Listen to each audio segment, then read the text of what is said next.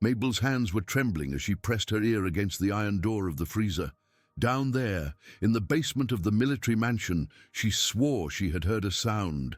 A muffled moan, weak but real. And then a faint knock, then another.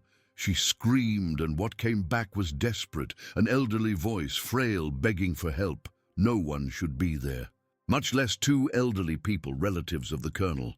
But someone locked them in, to die, and the only person who could save them was Mabel, a young black maid at the height of prejudice in the midst of World War II. But why?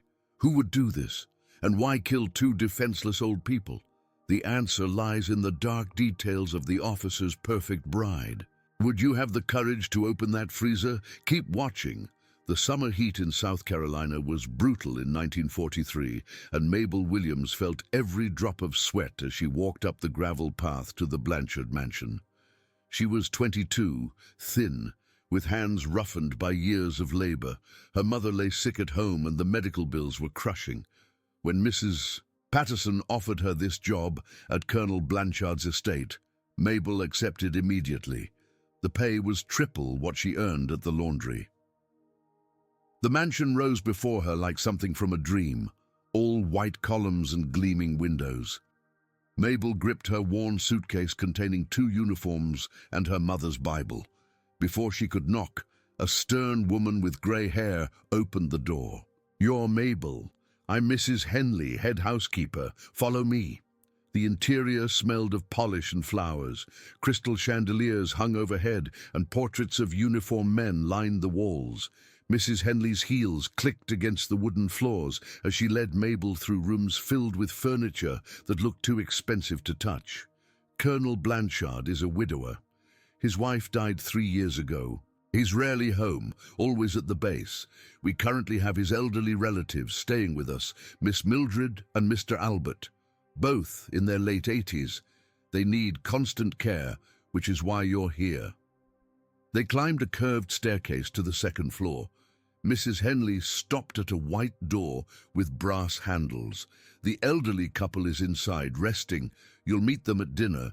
Your duties include meals, dressing, medications, and companionship. Sometimes they get confused. Don't pay attention to strange things they might say. Mabel nodded, taking in every instruction. Your room is at the end of the hall, next to the linen closet. Mrs. Henley paused, then pointed to a darker door half hidden in shadows. That leads to the basement. You are never to go down there. Never. The stairs are dangerous and there's old equipment. The colonel has forbidden everyone from entering. Understood? Yes, ma'am. Mrs. Henley's eyes narrowed, assessing whether Mabel would obey. One more thing. The colonel is engaged. His fiancée, Miss Evelyn Ashford, is here often planning the wedding. She's a refined lady. You'll address her as Miss Evelyn, speak only when spoken to, and follow her orders as if they came from the colonel himself. Mabel's stomach tightened. She recognized that description. The type of white woman who smiled in public but treated help like furniture. Her room was tiny, barely fitting a narrow bed and small dresser. A window overlooked the gardens. Mabel unpacked quickly, placing her Bible on the nightstand, then sat on the bed, allowing herself one moment of uncertainty. That evening, she entered Miss Mildred and Mr. Albert's room to help them prepare for dinner. Miss Mildred was small, with white hair in a bun and a face creased by age. Her hands trembled, but her eyes were alert. Mr. Albert was taller, stooped, mostly deaf, but his smile reminded Mabel of her grandfather. "You're the new girl," Miss Mildred said. "What's your name?" "Mabel Williams, ma'am." "Mabel? A strong name. You seem like a good girl. We need someone good around here." The old woman's tone carried weight. "Is something wrong, ma'am?"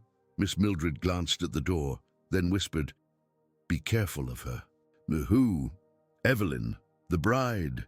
Her grip on Mabel's arm tightened. "She's not what she seems. She wants us in a home, says we're too much trouble. But Albert and I know things she doesn't want revealed."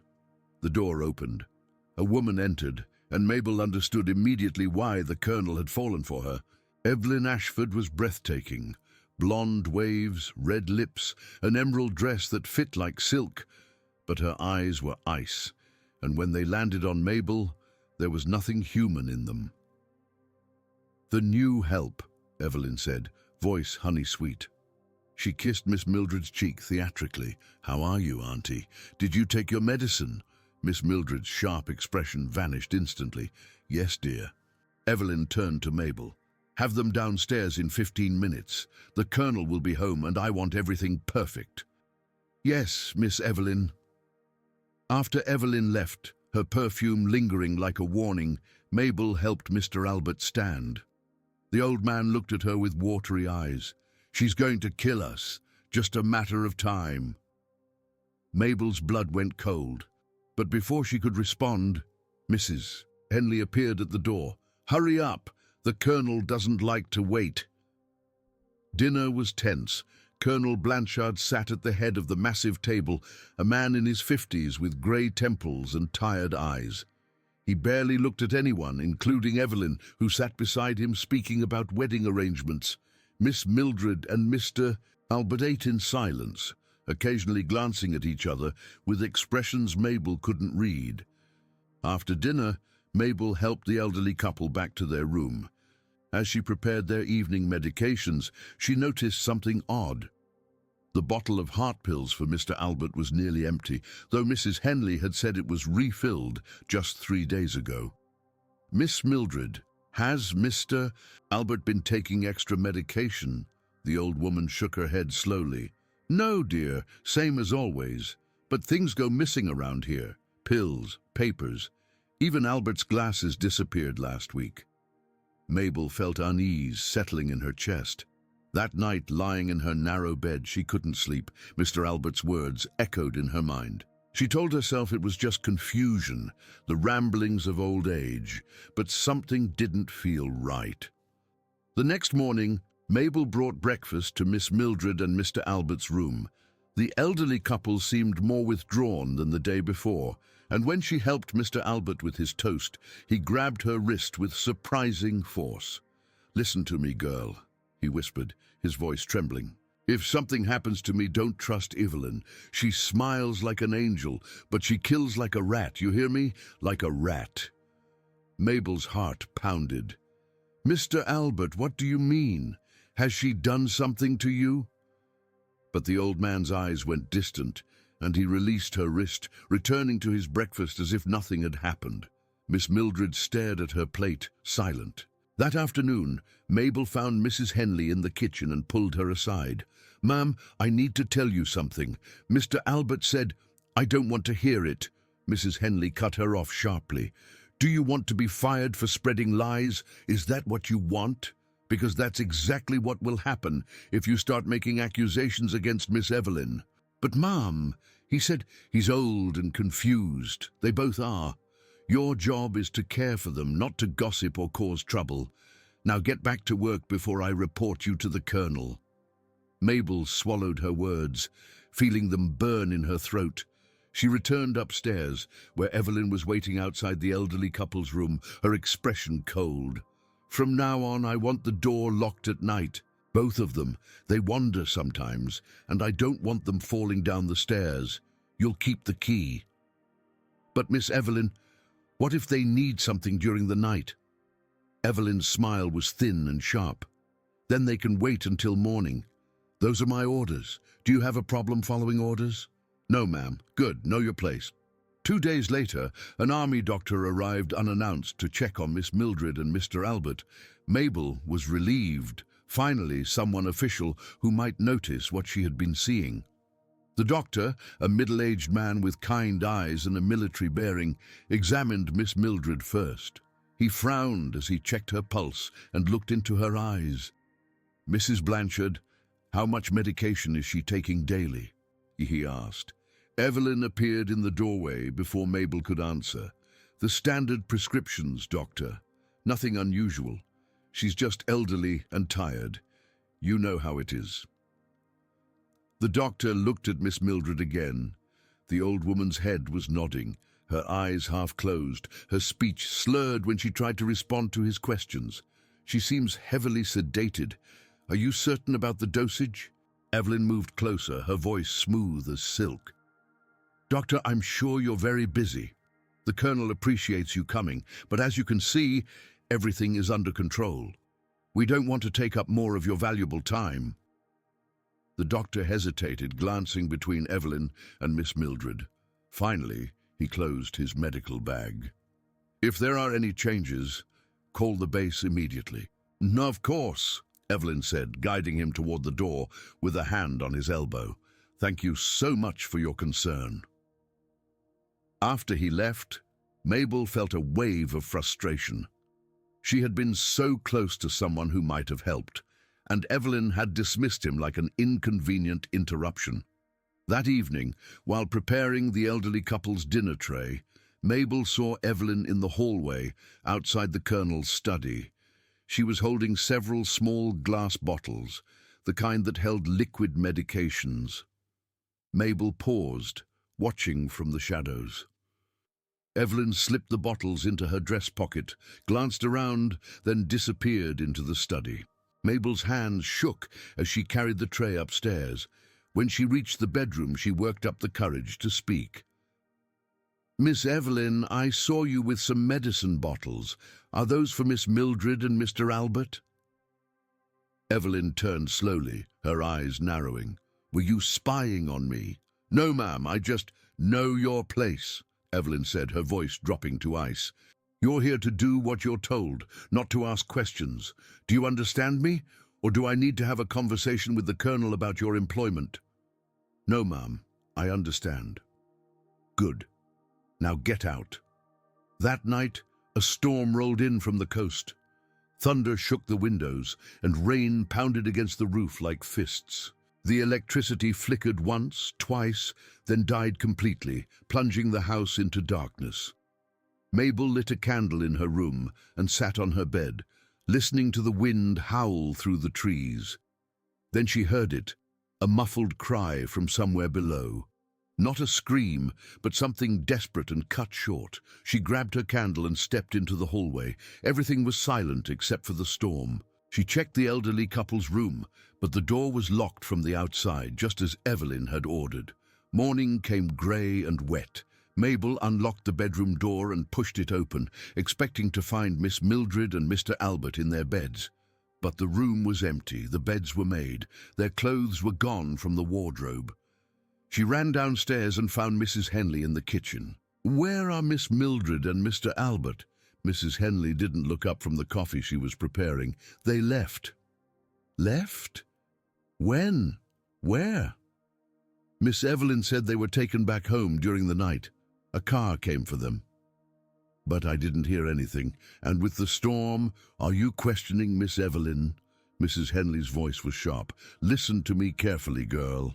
You need to stop meddling in white folks' business. Do your job and keep your mouth shut, or you'll find yourself on the street. Do you understand? Mabel felt tears burning in her eyes, but she nodded.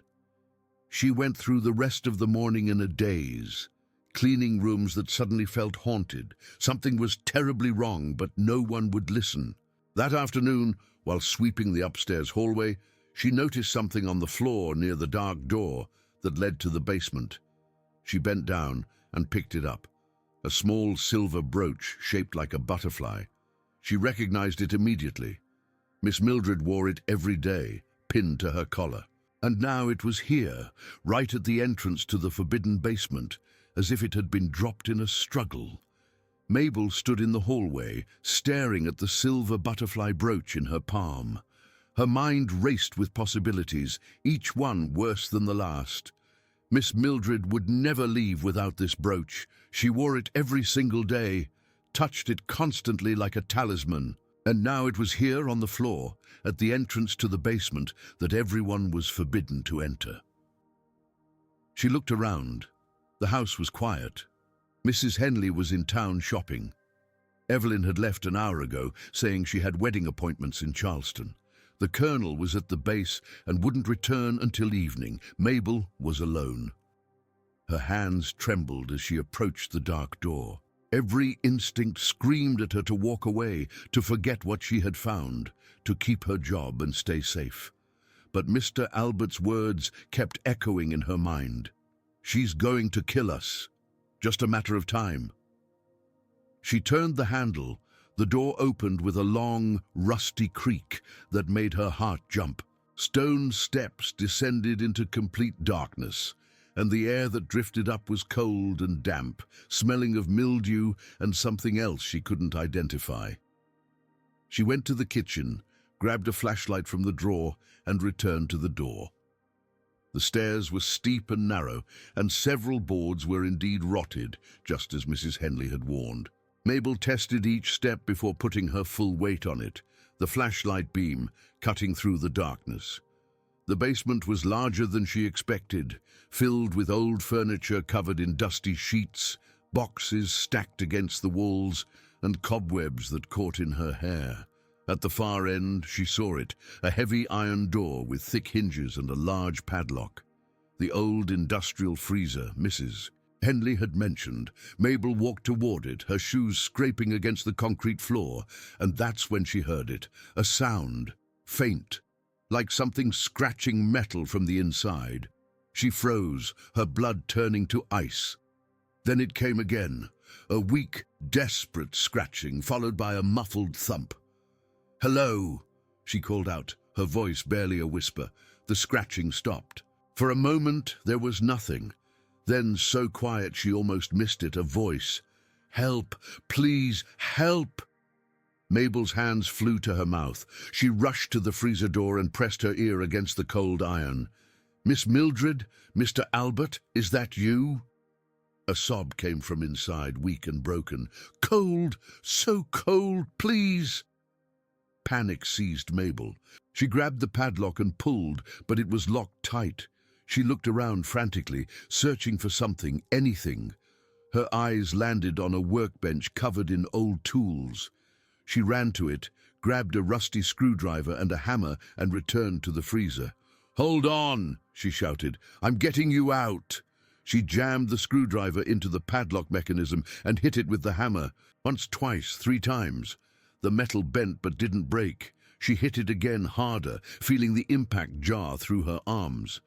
The screwdriver slipped and cut her palm, blood dripping onto the concrete, but she didn't stop. She couldn't stop. Finally, on the 7th blow, the padlock broke with a sharp crack. Mabel threw it aside, grabbed the heavy handle, and pulled. The door was stuck, sealed by years of cold. She braced her feet and pulled with everything she had. The door groaned, resisted, then suddenly gave way, swinging open with a blast of frigid air that stung her face. Inside, huddled on the metal floor, were Miss Mildred and Mr. Albert. They were curled together like children, their skin pale and bluish, their lips nearly purple. Frost had formed on their hair and clothing. Miss Mildred's eyes were closed, but Mr. Albert looked up at Mabel with recognition. "Knew you'd come," he whispered through chattering teeth. "Good girl." Mabel dropped to her knees and grabbed them both, trying to pull them toward the door. They were so light, like birds, but her hands were shaking so badly she could barely grip them. She managed to drag Miss Mildred out first, then went back for Mr. Albert. She ran to the pile of old furniture, yanked dusty blankets off a covered sofa, and wrapped them around the elderly couple. "Stay with me," she pleaded, rubbing their arms, trying to generate warmth. "Please stay with me." Mr. Albert's eyes opened wider. He grabbed her wrist, his grip weak but insistent.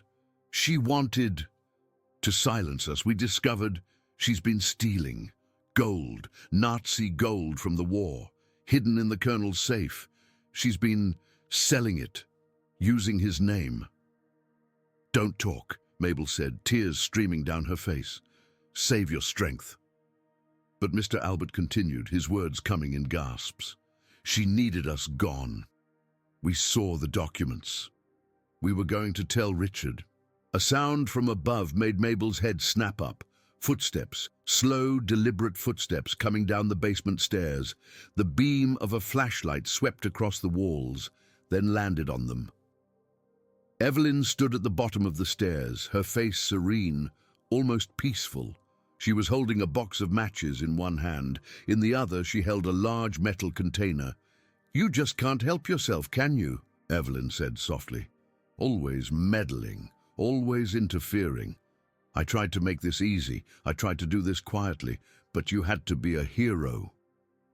She tilted the container, and liquid splashed onto the wooden steps, the smell of gasoline filling the air instantly. She poured more, creating a trail from the stairs to the basement floor, moving closer with each step.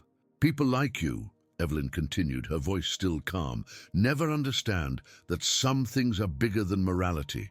Survival isn't pretty, and I will survive." She struck a match. Mabel didn't think. She grabbed one of the dusty blankets she had pulled from the furniture and lunged forward, throwing it over the trail of gasoline before Evelyn could drop the lit match. The fabric absorbed the liquid, creating a dark stain that spread across the concrete floor. Evelyn's eyes widened in surprise, and for just a second she hesitated. That second was enough. Mabel grabbed the metal container from Evelyn's hand and threw it across the basement, where it clanged against the wall and spilled its remaining contents harmlessly into a corner. Evelyn stumbled backward, her perfect composure cracking. "You stupid girl," she hissed, her voice no longer calm but filled with rage. "Do you have any idea what you've done?" But Mabel was already moving. She turned back to Miss Mildred and Mr. Albert, who were watching with frightened eyes, and pulled them to their feet. They were weak, barely able to stand, but adrenaline gave Mabel a strength she didn't know she possessed. She half carried, half dragged them toward the stairs, keeping herself between them and Evelyn. Evelyn recovered quickly. She ran up the stairs ahead of them, and Mabel heard her shouting as she reached the main floor. "There's been an accident in the basement, a terrible accident. Someone help!" Mabel got the elderly couple up the stairs, their breathing labored, their steps shuffling. When they reached the hallway, she saw 2 security guards who worked on the estate rushing toward them. Evelyn was already speaking to them, her face a mask of concern. "The new maid went into the basement against orders and started a fire. She's trying to hurt my aunt and uncle. Stop her!" But Mabel didn't stop. She knew the layout of the house now, and she headed straight for the library, the room with the heaviest door and a telephone inside. She pushed Miss Mildred and Mr. Albert through the doorway, slammed the door shut, and turned the lock just as the guards reached it. Fists pounded on the wood. "Open this door immediately!" one of them shouted. Mabel ignored them. She settled the elderly couple into leather chairs near the fireplace, then grabbed the telephone on the colonel's desk. Her hands were still bleeding from the screwdriver, leaving red smears on the receiver as she dialed the emergency number for the military base that Mrs. Henley had posted on the wall. "This is Mabel Williams calling from Colonel Blanchard's residence. I need help immediately. 2 people are injured, and there's been an attempted murder. Please send military police and medical assistance right away." The operator's voice was crisp and professional. "Stay on the line. Help is being dispatched."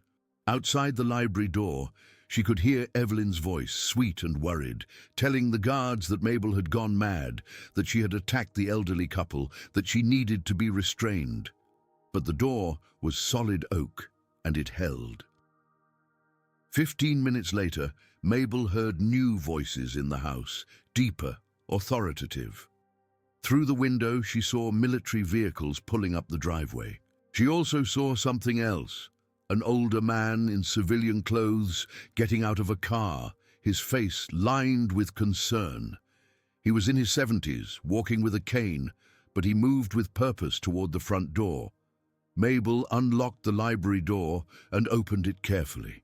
A military police captain stood there, his hand on his holstered weapon. Behind him, the elderly man pushed forward. "Albert!" he called out. "Albert, are you alive?" Mr. Albert's head lifted from where he sat, wrapped in blankets. George Henderson, is that you?" The old man rushed past the MP captain and knelt beside his friend. "I came as soon as I got your letter, the one you sent last week, about the gold, about what you discovered." The MP captain's eyes sharpened. "What gold? Someone explain what's happening here." Mr. Albert's voice was weak but clear. "Evelyn Ashford, the Colonel's fiancée. She's been stealing Nazi gold, artifacts taken from Jewish families during the war. The Colonel was tasked with cataloguing and securing them for return to rightful owners. She's been replacing real pieces with fakes and selling the originals." George Henderson nodded. "Albert wrote me because we served together in the European theatre. He recognized some of the pieces from raids we conducted. He knew something was wrong." The MP captain turned to his sergeant. "Find Miss Ashford, now." They found Evelyn in her room, calmly packing a suitcase. She had changed into travelling clothes and had a passport in her hand, but the name on it wasn't Evelyn Ashford. It was Eva Hoffman. In the Colonel's study, they opened the safe. Inside, along with documents and cash, they found a ledger detailing sales of gold items, jewellery and art pieces. They also found Miss Evelyn's real identification papers. George Henderson examined them and went pale. "I know this woman. She was a nurse in a field hospital in France. She disappeared in 1944 after she was accused of providing medical supplies to German officers in exchange for valuables. We thought she'd been killed." The interrogation took place in the library, with Evelyn sitting calmly in a chair, her hands cuffed in front of her. The MP captain read her rights, but she seemed almost bored. "Why should I explain anything?" she said. "But since you're all so curious, yes, I plan to eliminate those two meddling old fools. A bit of extra sedative in their evening medicine, then into the freezer. By the time anyone found them, it would look like they wandered down there in confusion and got trapped. And this girl," she glanced at Mabel with contempt, "I was going to make sure everyone believed she was negligent. A careless colored maid who failed in her duties." Colonel Blanchard arrived as they were leading Evelyn out in handcuffs. His face was ashen, his eyes red. He looked at Mabel, then at his aunt and uncle, then at the woman he had planned to marry. "I'm sorry," he said to Mabel, his voice breaking. "I'm so sorry.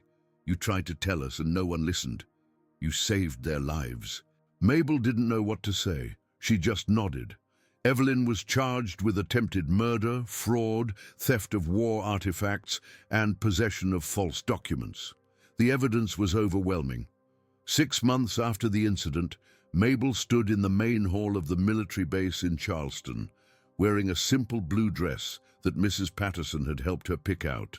Rows of soldiers and officers filled the room, along with reporters from newspapers as far away as New York and Washington. She felt out of place, uncomfortable with all the attention, but when Colonel Blanchard approached her with a velvet box in his hands, she forced herself to stand straight. "Miss Mabel Williams," the Colonel said, his voice carrying through the room, "for extraordinary courage and moral integrity in the face of grave danger, and for the selfless rescue of 2 innocent lives, the United States Army hereby awards you the Medal of Civilian Honor." He opened the box, revealing a bronze medal engraved with an eagle and the words, "Courage, Service, Sacrifice." He pinned it to her dress as cameras flashed and the room erupted in applause. Mabel felt tears sliding down her cheeks, but she held her head high. After the ceremony, Colonel Blanchard pulled her aside into a quiet office. His face had aged in the past months, new lines carved around his eyes and mouth. He had resigned from his position briefly during the investigation, but had been cleared of any wrongdoing and reinstated. "Mabel, I want to offer you a permanent position at my home. Head of household. You would oversee all the staff, manage the estate, and you'd be compensated generously. It's the least I can do after what you've done for my family." Mabel had expected this offer. She had rehearsed her answer. "Colonel Blanchard, I appreciate everything truly, but I can't accept." He looked surprised. "May I ask why?" "Because I've learned something these past months," Mabel said carefully.